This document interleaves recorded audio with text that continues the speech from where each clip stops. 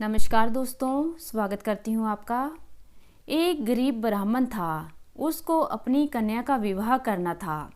उसने विचार किया कि कथा करने से कुछ पैसा आ जाएगा तो उसका काम चल जाएगा। ऐसा विचार करके उसने भगवान श्री राम के मंदिर में बैठकर कथा आरंभ कर दी। उसका भाव यह था कि श्रोता आए चाहे ना आए, पर भगवान तो मेरी कथा सुनेंगे ही। पंडित जी की कथा में थोड़े से श्रोता आने लगे। एक बहुत कंजूस सेठ था।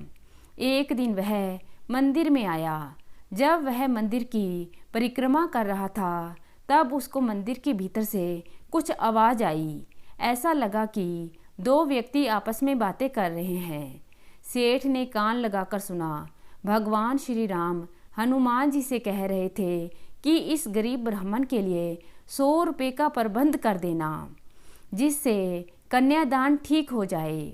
हनुमान जी ने कहा कि ठीक है महाराज, इसके 100 रुपये हो जाएंगे।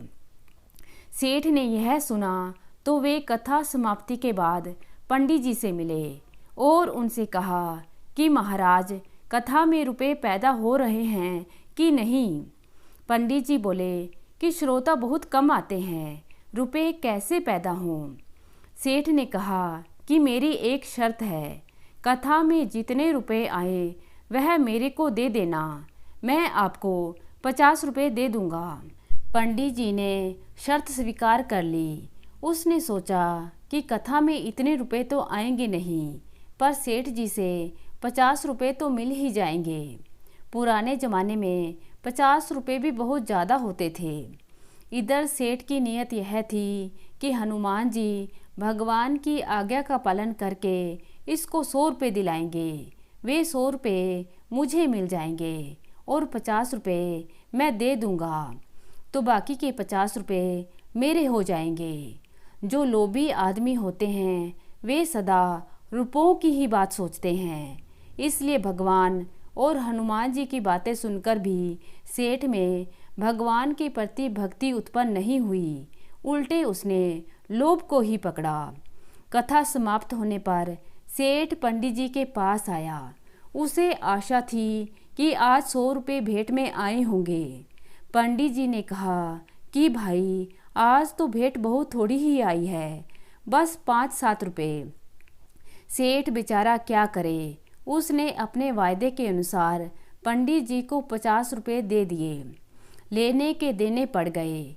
सेठ को हनुमान जी पर बहुत गुस्सा आया कि उन्होंने पंडित जी को 100 रुपये नहीं दिए और भगवान के सामने झूठ बोला।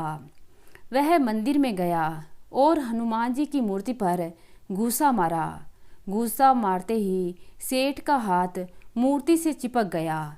अब सेठ ने बहुत जोर लगाया पर हाथ नहीं छूटा। जिसको हनुमान जी पकड़ लें वह कैसे छूट सकता है। सेठ को फिर आवाज़ सुनाई दी। उसने ध्यान से सुना। भगवान श्री राम हनुमान जी से पूछ रहे थे कि तुमने ब्राह्मण को 100 रुपये दिलाए कि नहीं। हनुमान जी ने कहा कि महाराज, 50 रुपये तो दिला दिए हैं, पर बाकी 50 रुपयों के लिए सेठ को पकड़ रखा है। वह 50 रुपये देगा तो छोड़ देंगे। सेठ ने सुना तो विचार किया कि मंदिर में लोग आकर मुझे देखेंगे तो बड़ी बेइज्जती होगी। वह चिल्लाकर बोला कि हनुमान जी, मुझे छोड़ दो, मैं 50 रुपये दूंगा। हनुमान जी ने सेठ का हाथ छोड़ दिया। सेठ ने जाकर पंडित जी को 50 रुपये दे दिए। तो दोस्तों, कैसी लगी आज की कहानी? उम्मीद करती हूँ कहानी को पसंद करेंगे। धन्यवाद।